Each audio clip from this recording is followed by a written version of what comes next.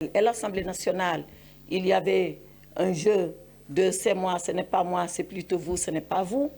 Et le président de la République, en sa qualité de garant du bon fonctionnement et du bon fonctionnement régulier des pouvoirs publics. C'est une responsabilité constitutionnelle du président de la République. Or, à l'époque, rappelez-vous, il l'avait dit lui-même, il ne pouvait donner injonction ni à l'Assemblée nationale, qui est un pouvoir souverain, ni au Conseil constitutionnel, qui est aussi un autre pouvoir souverain, et il a décidé de laisser le libre jeu des constitutions, des institutions.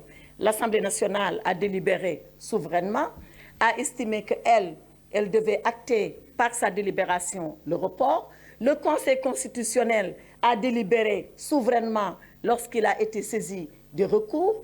Et quand il a rendu sa décision, qu'a fait Monsieur le Président de la République? Je pense que ce qu'il avait dit alors pour abroger le décret convoquant le corps électoral doit se lire et se confirmer par rapport à ce qu'il a fait après. Parce qu'après, quand le Conseil constitutionnel a dit que lui, déclarer la loi votée par l'Assemblée nationale contraire à la Constitution et qu'en conséquence, déclarer nul le décret abrogeant la convocation du corps électoral, Monsieur le Président de la République a pris acte. C'est en cela qu'il est respectueux et c'est la meilleure preuve, la meilleure confirmation qu'il respecte les institutions et toutes les institutions. Aussi bien l'Assemblée nationale, dans sa capacité de proposer des lois, de délibérer et de les prendre, que le Conseil constitutionnel, dans sa capacité de censurer, s'il estime censurer, et lui, président de la République, il prend acte et il exécute. Et c'est ce qui s'est passé. Je pense que tous les Sénégalais, au-delà de ce qu'a fait Monsieur le Président de la République, doivent être fiers de savoir que dans leur pays, il y a une Assemblée souveraine qui délibère, il y a un Président de la République qui gouverne et il y a un Conseil constitutionnel qui arbitre et qui sanctionne. Sur la question de M. Diawara,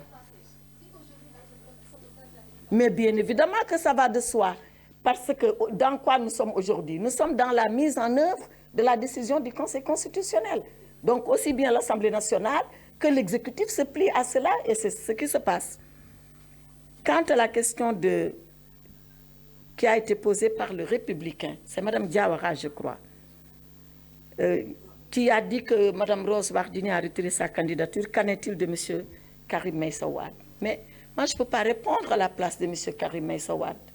La seule chose que je sais et que vous tous savez avec moi, c'est que M. Karim Meïssa Wade considère qu'il a été injustement écarté de sa prétention de candidat à l'élection présidentielle. L'autre chose que je peux savoir, c'est que concernant Mme Wardini, elle a décidé en toute souveraineté, même s'il y a une procédure judiciaire la concernant, d'arrêter sa candidature et de la retirer et elle en a le droit. C'est la seule chose que je peux dire s'agissant de volonté personnelle qui s'exprime personnellement. Pour ce qui est de Afrique Info, qui dit qu'une dame aurait été torturée. C'était ça, votre question. Donc, ce n'est pas torturé. Quand même, donnons leur sens à tous les mots. Pour ce que j'en ai vu, moi, je ne sais pas vous ce que vous avez vu. Voyez, moi, je relativise. J'ai vu, effectivement, qu'une journaliste a